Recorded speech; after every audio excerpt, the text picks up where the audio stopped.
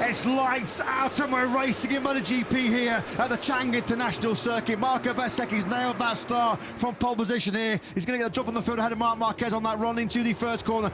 Ralph Fernandez slots ahead of Jorge Martin in P3. Fabio Di Gianantonio looking to avoid any turn 3 drama early on here as Martin tries to attack Fernandez on the run down into 3. Ralph Fernandez just carved through on Marc Marquez through the right-hander of turn 7. We heard from Davide Tardozzi before the start began that through the right-handers physically, Marc Marquez potentially a little bit short of peak condition. Ralph Fernandez straight through into second. This is going to be this superb move on board with Martin. Look at this by Ralph Fernandez. Now Martin, we've got an Aprilia 1, 2, 3 to complete our first Grand Prix lap in 2026. It's fairy tale stuff this, for the Nuali factory. Elbow to elbow go Marc and Martin. Marc gets back in front briefly into the first corner, but for a few split seconds there, the Nuali factory locked out the podium. This is why he's going to get on with this on the inside of Marc Marquez. That's brilliant into turn 3. This is vintage Jorge Martin. And Aprilia will be licking their lips at this. They now have a 1, 2 and 3. And I know it's still early days, but it's 88 Grand Prix in a row that Ducati have had a rider on the podium. Boy, is that now under some serious threat. A dream scenario. 3 Aprilias inside the top 3. The top 2 are long gone.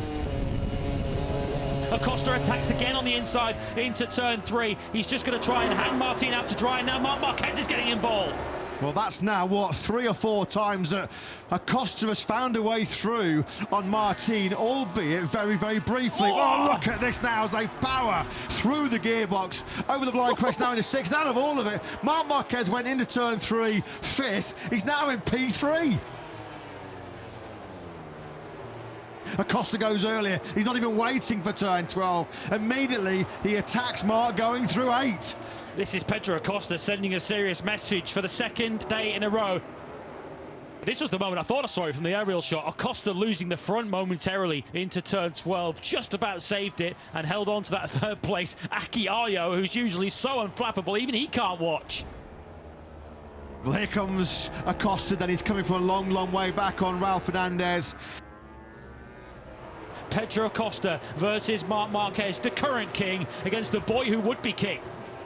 Acosta is starting to gap Marc. Acosta might well have that 3rd place under control then over Marc Marquez, and now having cleared Marc Marquez, he might just be able to keep Ralph Fernandez at bay. There's your confirmation, with Acosta now ahead of Marc Marquez. Oh, what's happened here? Marc Marquez has run wide going into turn 4. He's got a problem. He's got a puncture. He's got a puncture. Marc Marquez. Well, that could have really been disastrous. Wow. Pecco Bagnaia. The tyres come off the rim. Remember Pecco Bagnaia had the puncture in Malaysia? Wow. Marc Marquez then, who just set a 131.4. What on earth? That is a catastrophic failure there. I don't think I've ever seen that before. Marc Marquez's Michelin rear tyre has come off the rim here. I mean, he's lucky there that he didn't get chucked off that. That is so fortunate, because that could have been horrendous. Marc could have been thrown off that factory Ducati. It's a fucking Bronco, He's looking down there now going, what the heck has gone on here? Yeah, look at the damage to the rim there. We're seeing it from the slow-mo. Look at that. The rim is damaged, and obviously the tyre is just completely dominated. Come off the rim altogether. Marc Marquez is out.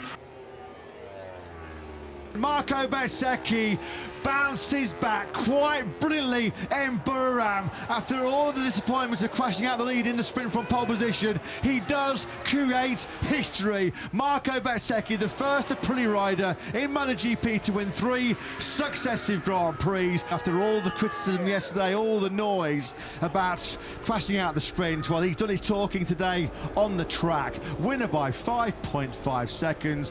Well, the sprint was dramatic. The Grand Prix had plenty of drama as well. What a start for MotoGP in 2026.